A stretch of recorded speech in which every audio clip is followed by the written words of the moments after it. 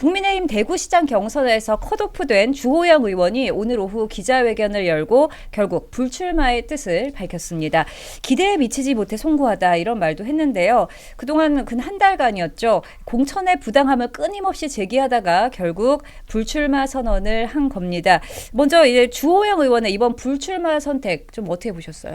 어떤 다른 그 주변의 말씀보다 불출마 선택 그 자체는 굉장히 잘한 선택이다라고 좀 생각이 들고, 그리고 그러니까 그동안 이제 그 컷오프 결정 이후에 있었던 여러 발언들에 대해서 공감하지 못하는 발언들이 굉장히 많았습니다. 근데 그런 발언들에 대해서 평가하는 것보다 오늘만큼은 불출마 결단 그 자체에 대해서 좀 말씀을 드리는 게 좋을 것 같고, 아마 이제 뭐 저도 선거에 좀 나오는 입장에서 그 컷오프라는 것은 사실 그 후보 개인에게는 굉장히 그 좀 속상한 그런 상황이 될 수 있거든요. 근데 그럼에도 불구하고 이제 불출마를 결단하고, 그리고 오늘 또 말씀하셨던 내용들 중에는 대구를 내줘서는 안 된다라는 절박함 뭐 이런 표현들도 있었거든요.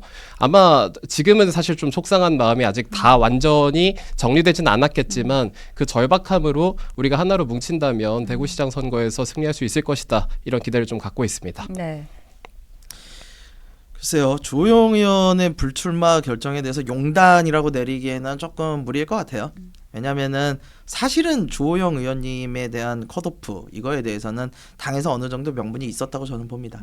무엇보다 이제 부의장까지 하셨고 육선이나 하셨으면은 좀 후배들한테 좀 양보할 수 있지 않느냐라는 말에서 이제 주호영 의원님은 본인은 서운하실 수 있겠으나 그래도 당 입장에서는 새로운 사람들을 또 키워야 되는 입장이 있지 않겠습니까?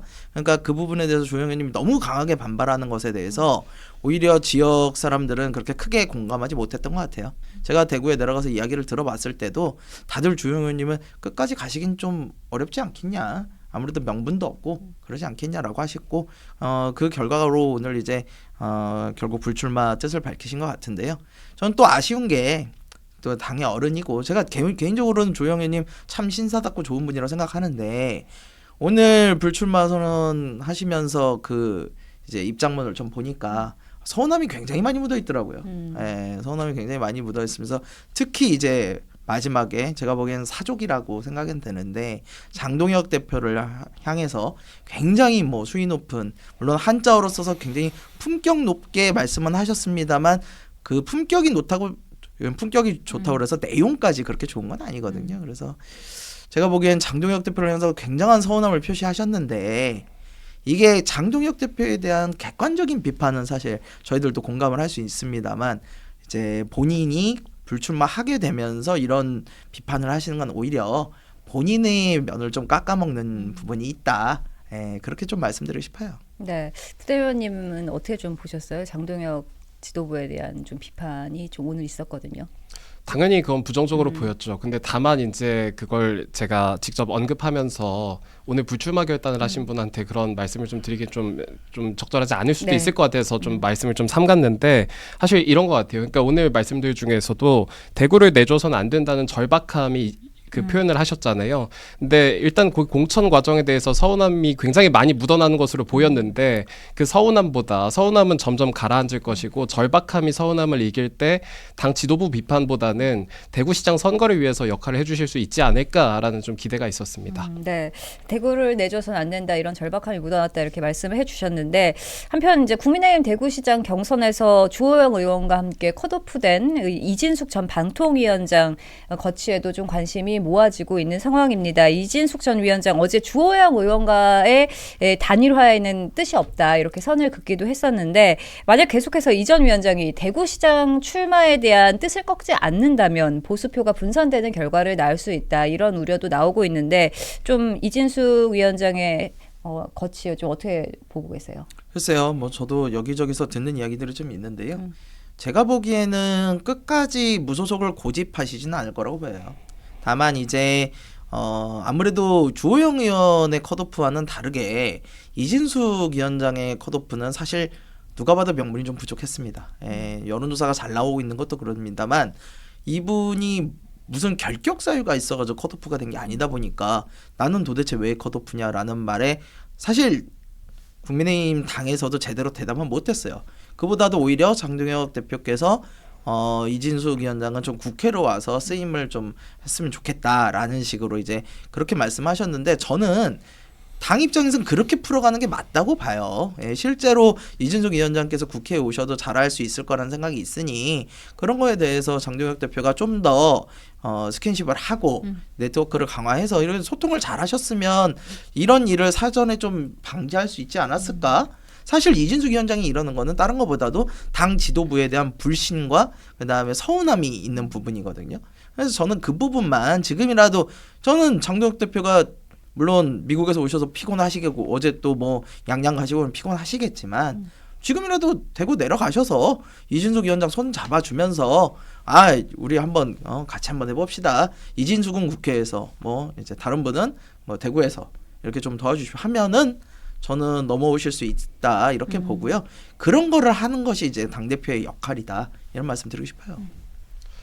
그 이준석 위원장이 어느 방송에서 그 3자구도 갈 가능성이 아예 없다고는 말 못한다라는 취지의 말씀을 하셨는데 사실 이게 이제 보면은 그래서 결국은 3자구도라는 그 단어에 좀 집중하시는 분들이 있는데 제가 해석하기에는 본인도 이 가능성에 대해서 높게 보지 않으시는 것 같아서 아마 3자 구도까지 계속 이게 지속될까는 잘 모르겠습니다. 근데 저는 이번에 그 대구시장 선거 관련해서는 어느 때보다 사표 방지 심리가 가장 강하게 작동할 것이다라는 생각을 하는 이유가 뭐냐면 우리가 대구시장 선거에서 유리한 상황이었다면 사실 유권자들께서도 국민의힘을 뽑는 것보다 뭔가 다른 후보를 선택함으로써 그 다른 의사표현을 할 수도 있는 그런 기회가 있었거든요. 근데 이번에는 사실 당 지지율이 그렇게까지 높게 나오지 않고 있고 김부겸 후보도 위협적인 상황에서는 결국 시민들께서는 어쨌든 이제 그 사표 방지 심리가 좀 작동하면서 뭔가 후보들 간에 굳이 단일화가 없다 하더라도 유권자들께서 단일화한 선택을 해주시지 않을까라는 생각이 좀 있습니다. 네, 주호영 의원이 불출마 선언을 했고 또 이진숙 전 위원장 역시 3자 구도까지는 가지 않을 것이다 이렇게 예상을 해주셨는데 그렇다면 이제 대구시장 선거 과연 어떻게 될지 판세를 좀 짚어봐야 될 것 같습니다. 지금 국민의힘에서는 추경호, 유영아 후보 2파전으로 좀 압축이 된 상황이고 그렇다면 민주당에서는 김부겸 후보와 맞붙을 상대 좀 누구가 뭐 유력하다고 보세요? 뭐 김부겸 후보와 지금 뭐 맞붙어서 1대1로 만약에 구도가 짜여진다면은 가장 유력하게 싸울 수 있는 분은 뭐 추경호 전 부총리 혹은 뭐 이진숙 위원장 정도가 되지 않을까 이렇게 조심스럽게 예측을 좀 해보는데요. 아무튼 제가 보기에는 지금 중요한 것은 김부겸 후보가 굉장히 좀 선두를 달리는 것으로 여론조사들이 나오고 있지만 이게 중요한 것은요. 김부겸 후보는 거기서 45%를 넘어서야만 합니다. 40%를 넘어서는 것만 가지고는 당선이 되게 어려워요. 왜냐하면 만약에 1대1 구도가 완성이 되면은 40%는 60%한테는 지지 않습니까? 그쵸. 그 60%가 한쪽에만 몰리게 되면 결국은 지기 마련이거든요.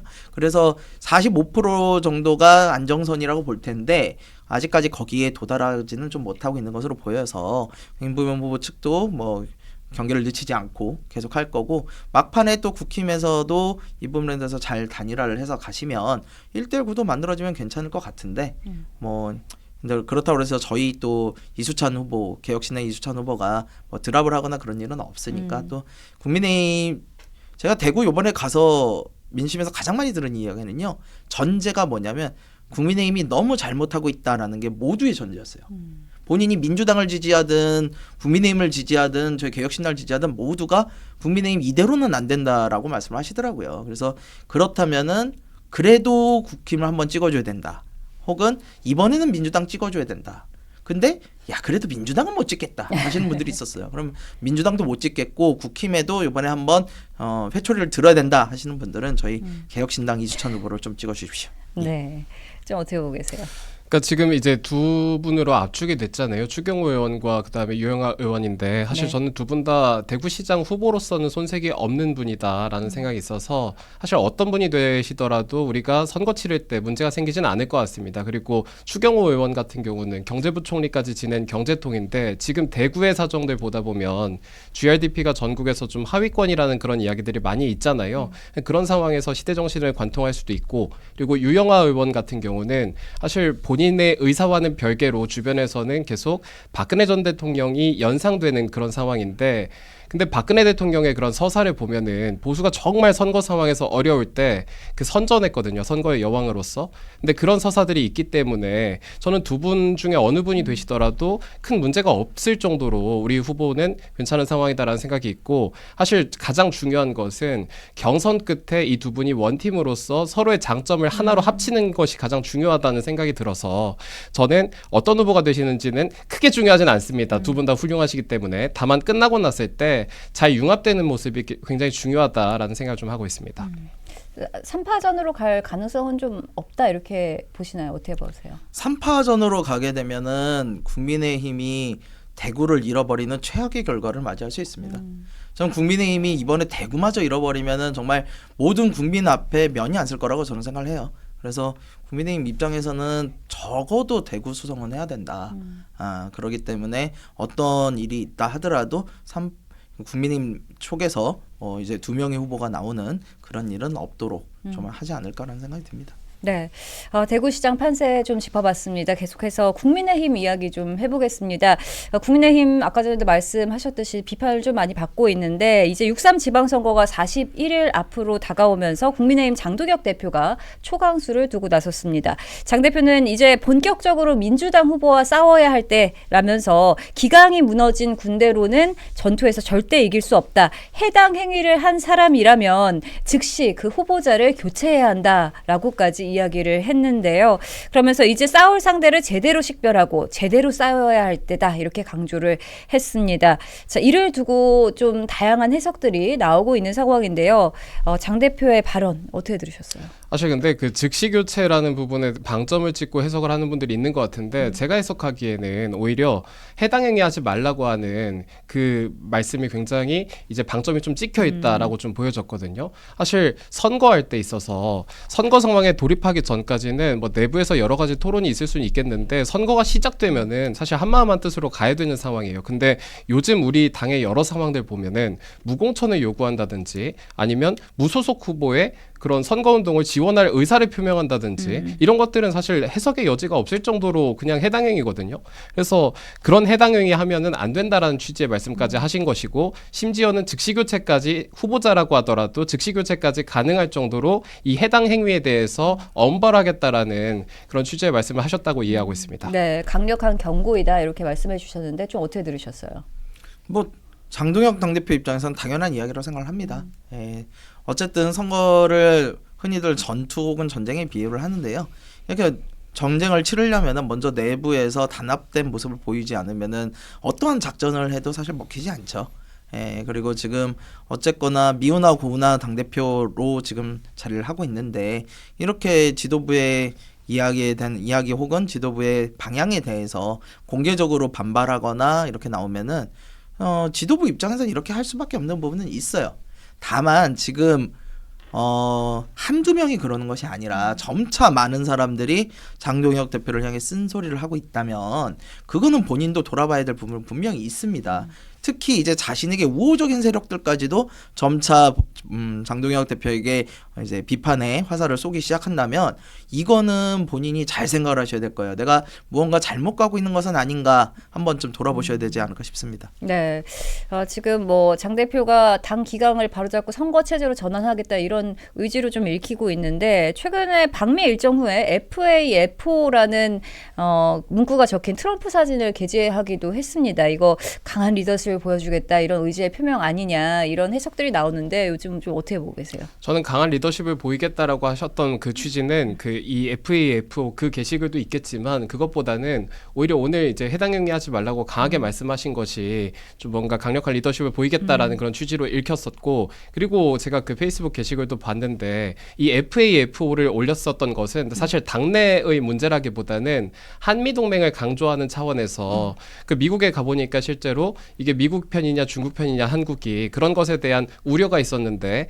그 우리는 미국과 함께 가야 된다는 취지로 아마 그 게시글을 올렸던 것으로 제가 보았거든요. 네. 그래서 이 FAFO 하나만으로 당대표의 그런 스탠스 변화가 여기에 암시되어 있다라고 좀 보이기는 어려웠습니다. 근데 저는 이런 생각하는 게 장동혁 대표는 사실 관리형 지도부로 뽑힌 게 아니거든요. 그러니까 당시에 지난번에 전당대회 했을 때 안정적으로 상황을 관리하라고 뽑은 당대표가 아니라 오히려 사실 그 당시에 장동혁 대표에게 기대했던 리더십은 혁신형 리더십이고 돌파형 리더십이었어요.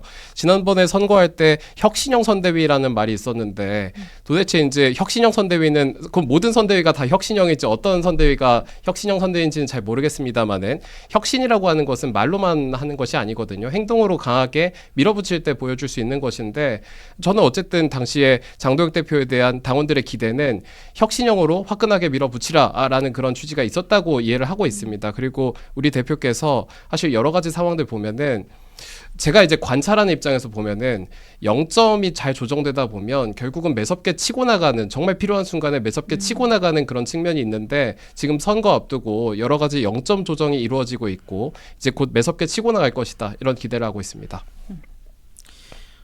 장동혁 대표에 대한 반발은 사실 시기적인 문제도 있기는 해요. 왜냐면 공천이잖아요.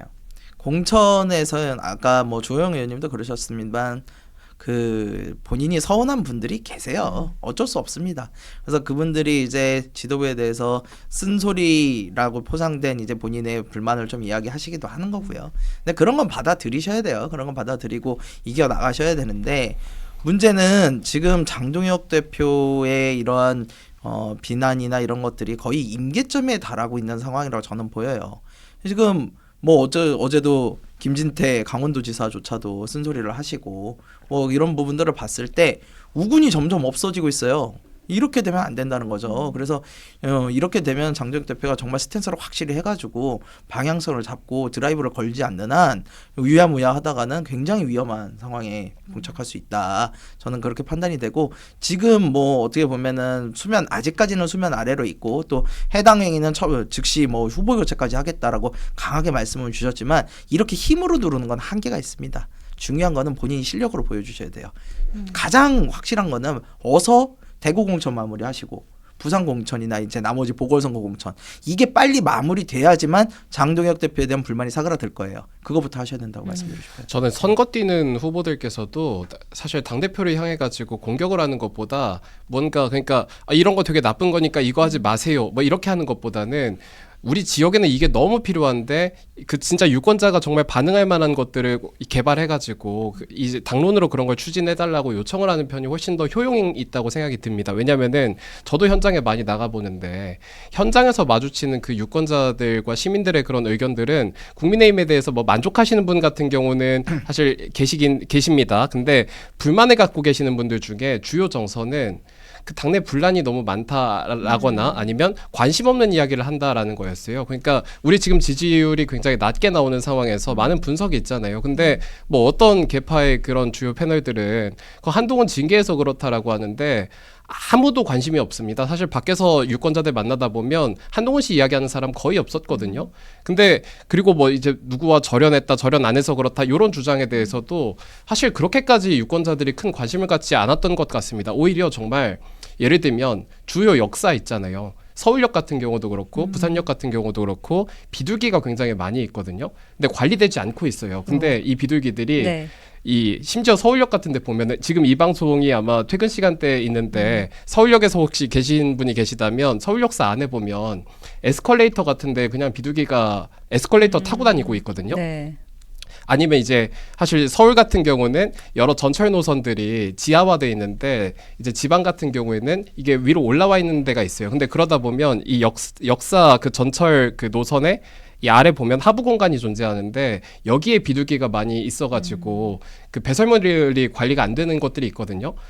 그거 관리를 제대로 하겠다라는 말씀을 하시는 게 훨씬 더 도움이 많이 되는 것 같아요. 그래서 누구와 절연해라, 뭐 누구랑 절연 안 하라, 막 이런 얘기가 아니라 비둘기와 절연하는 게 필요하다. 이런 좀 현장 밀착형 이야기들을 대표에게 좀 하면서 같이 메시지를 내달라고 요청하는 편이 선거에 훨씬 도움이 될 것 같습니다. 네.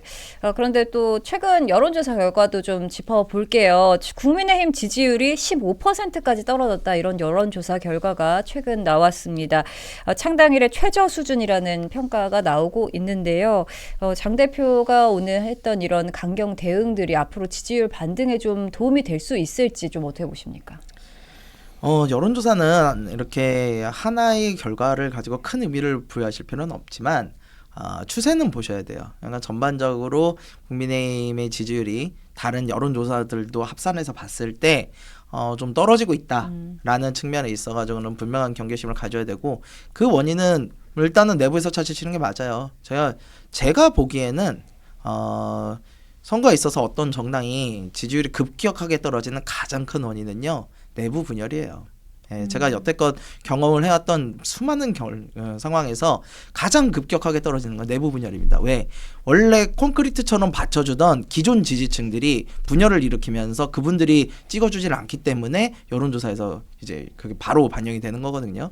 그래서 이 부분에 대해서는 국힘의 내부 분열 상황을 지금 여론조사가 반영을 하고 있다 이렇게 보이고요. 다만 뭐 역대 최전이 뭐 이런 것들은 제가 보기에는 이제 선거와 좀 맞물린 상황에서 아직까지는 민주당의 과표집이 있어요. 민주당 후보가 훨씬 많거든요, 지금. 민주당으로 나오는 후보가 아직까지 경선을 완전히 안 끝내고 있다 보니까 그분들이 이 여론조사 대기조를 많이 씁니다, 실제로. 그러면은 민주당의 이제 관련된 분들이 전화를 많이 받다 보면 과표집이 돼 있는 건 어쩔 수 없는 사실이에요. 그래서 5월 중순쯤 되면 실제적인 이제 민심과 비슷한 그런 여론조사들이 잡히기 시작할 텐데 그때까지도 만약에 이런 낮은 지지율이 회복되지 않는다. 그렇다면 그건 매우 심각한 걸로 받아들이셔야 되고요. 지금 요거는 그냥 경고 수준으로 좀 받아들이시고 좀 추이를 살펴보셔야 될 것 같다라는 말씀 드리고 싶어요.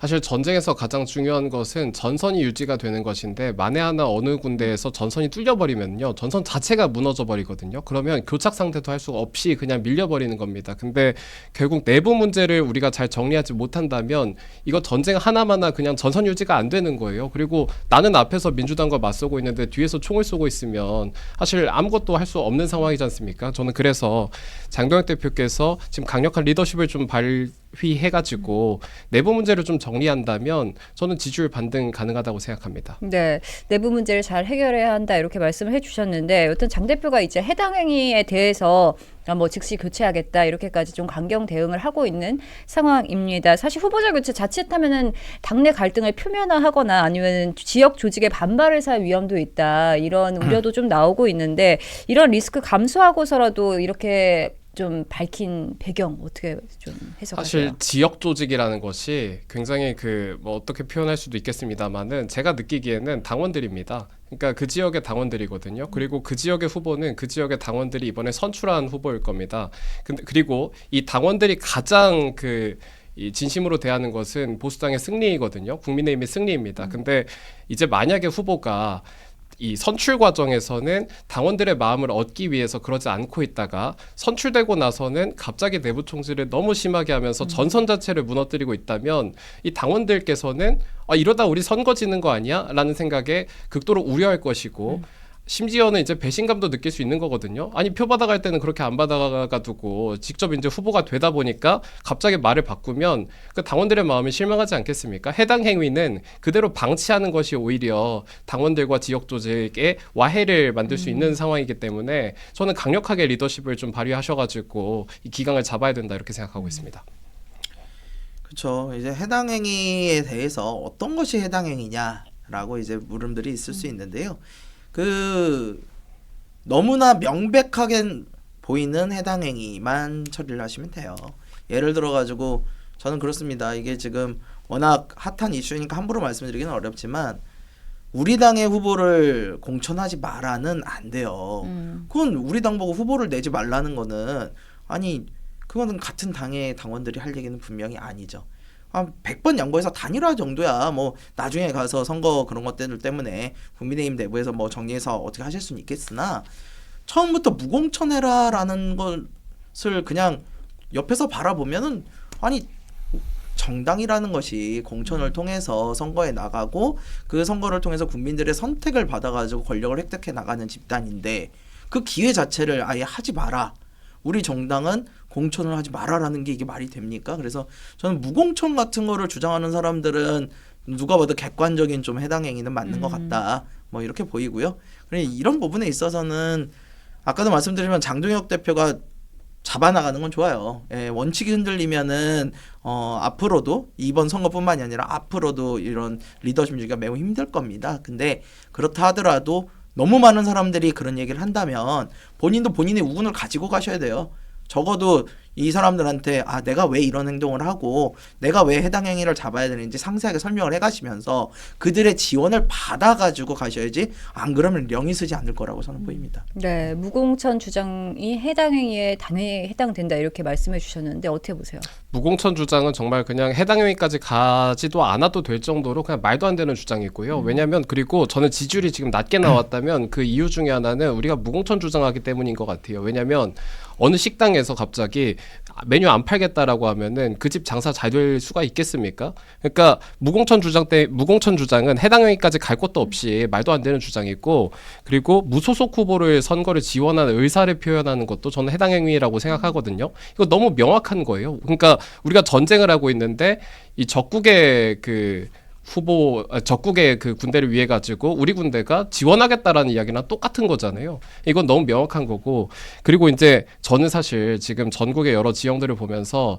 단일화가 선거에 도움이 될 만한 지역이 보이진 않거든요.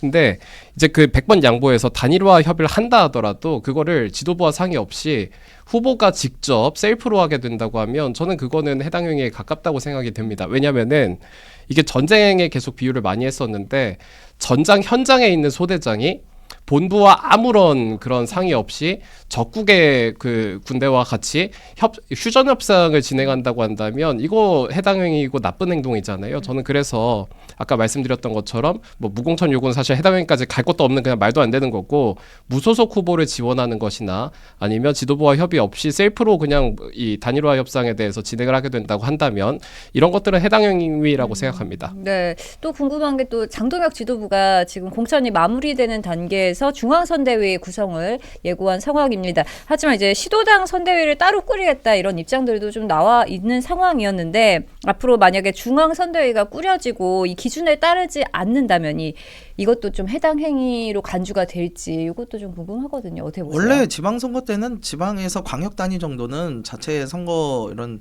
본부를 차립니다. 네. 그래서 그런 선대위를 차려가지고 운영을 하기 때문에 그 부분이 큰 문제는 아닌데, 문제는 뭐냐면 이제 중앙선대위가 꾸려지면 어쨌든 중앙에서 전체적인 선거의 방향성을 잡거든요. 예를 들어 이번에는 뭐 민주당에 대한 폭주를 막자, 뭐 이런 식으로 간다거나, 아니면은 뭐 이번에는 야당에 한번 힘을 실어주는 방향으로 해야 된다. 뭐 여러 가지 방향이 있을 수 있어요. 민생으로 간다, 뭐 이런 것들. 근데 그런 거에 있어서 중앙과 불협화음이 나버리면은 이거는 좀 어렵죠. 예를 들어 중앙에서는 우측으로 가자라고 분명히 했는데 뭐 지역에서는 좌측으로 가야 된다. 이렇게 하면은 서로 손발이 안 맞는 거 아니겠습니까? 이렇게 되면은 사실 중앙선대위에서는 조치를 안 할 수가 없어요. 왜냐면 그 지역 선대위 하나가 다른 선거에도 영향을 미쳐가지고 전체적인 선거를 좀 영향을 미칠 수 있거든요. 그래서 이게 지방선거는 우리가 투표를 하는 용지가 굉장히 많습니다. 여러분들 이제 투표하러 가보시면 아시겠지만 예를 들어 서울시 같은 경우는 서울시장, 시의원, 구청장, 구의원도 뭐 여러 명 찍죠. 거기다가 이제 교육감 뭐 이렇게 해서 투표 용지만 해도 굉장히 많아요. 네. 그렇기 때문에 이게 뭐 무슨 일이 벌어지냐면 뭐 나쁘게 말해서는 줄투표라고 하지만 사실상 당을 보고 찍는 경우들이 많습니다. 그러면 이제 당을 보고 찍을 때 중요한 건 바람이거든요. 바람이 불어야 돼요. 그러니까 국민의힘의 바람이 불려면 가장 중요한 건 일관된 목소리가 나야 돼요. 어느 방향으로 갈 것인지는 중앙에서 정하는 게 맞습니다. 당원들의 선택을 통해서 정해진 중앙에서 방향성을 잡고 그 방향성을 향해서 일관적으로 나아가지만 선거를 치를 수 있어요. 근데 여기서 근데 중앙에서 가는 방향이 내 방향은 아닌 것 같아 라고 해서 한 명 한 명 이탈을 하기 시작하면요, 이도저도 아닌 결과가 나올 겁니다. 그래서 그 부분에 대해서는 주의를 좀 하셔야 될 거예요. 그럼 개혁신당에서는 만약에 이런 불협화음이 나오면 어떻게 좀 조율을 하고 계세요? 저는 예전 총선 때 제가 사무부총장을 했고 그 당시 저는 욕을 엄청 먹었죠. 저도 왜 욕을 먹었냐면 저는 이런 원칙에서 벗어나는 행위를 절대 용납하지 않는 스타일이에요. 그래서 뭐 당에서 어떤 분이 뭐 저희의 허락도 없이 뭐 국민의힘과 뭐 단일화 이야기를 했다. 그러면 저는 그날 바로 전화해서 한 번만 더 이런 이야기 나오면 후보 박탈하겠다. 그 정도로 얘기하고, 저는 그런 거 절대 없어요. 이 작은 당일수록 원칙을 세우지 않으면은 다 흩어져요.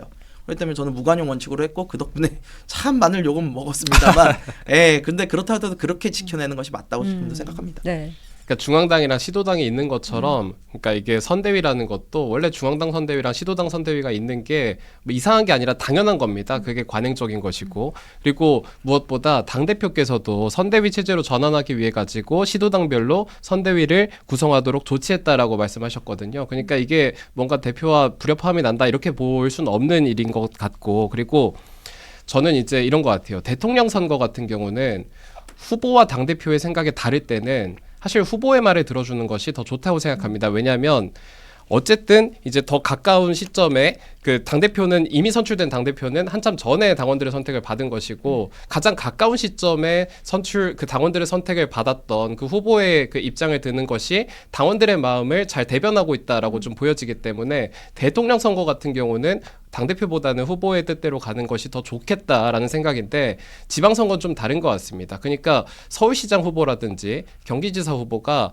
어떤 이야기를 협의되지 않은 말을 했을 때 그게 인접한 지역에 굉장히 안 좋은 효과가 갈 수도 있는 거잖아요. 특히나 뭐 예를 들면 서울이랑 경기랑 충청 같은 충남의 일부 지역 같은 경우는 하나의 거의 생활권으로 묶어도 될 정도로 충남 사는 사람이 서울까지 출퇴근하기도 하거든요. KTX 타고. 근데 그렇다고 한다면 이 지역에서의 어떤 메시지 자체가 서울에 큰 영향을 미칠 수가 있는 것이고 거꾸로도 그게 가능한 거예요. 그렇다 보니까 후보에게 어떤 전적인 전권을 주는 것보다는 여러 가지 상황을 복합적으로 관리할 수 있는 당대표를 중심으로 하는 것이 훨씬 더 좋은 선택이고 당원들의 그런 의사를 대변하는 것도 지금 사실 그 어느 광역단체장 후보든 그 지역의 당원들의 선택을 받은 것이지만 사실 당대표 같은 경우는 전당원의 선택을 받은 거잖아요. 전당원 규모의 그 전당대회를 통해 가지고 저는 그래서 대통령 선거와는 다르게 지방선거 같은 경우는 후보보다는 당대표의 그 주도하에 선거를 치르는 것이 필요하다는 생각을 갖고 있습니다. 네. 사실 뭐 지방선거에서 결국 유권자들은 계속 다가오면서 당 내부의 이제 갈등이나 파열음에 더 신경이 쓰일 수밖에 없을 것 같은데 장 대표가 이렇게 강경 조치에 나선 거 이제 앞으로 좀 내부 분열이 좀 잘 봉합될 것이다 이렇게 보세요. 어떻게 보세요? 채찍과 당근을 같이 써야 돼요. 계속 말씀드리지만 지금 채찍만 휘둘러서 되는 상황은 아니에요. 이렇게 강경한 원칙을 세우는 게 맞습니다. 하지만 이 원칙이 통용이 되려면 가서 설득들을 하셔야 돼요. 당대표라고 그래서 무조건 자기보다 직위 낮은 사람한테 명령하고 하달하고 그러는 시대는 이미 지났고요. 당대표께서도 직접 다니면서 사람들한테 내가 왜 이렇게 가야 되고 이렇게 가면 승리할 수 있다라는 거를 명분을 보여주고 설득을 해야지만 따라올 수 있을 거다. 그래야만 그들도 함께 갈 수 있을 거다라는 생각이 듭니다.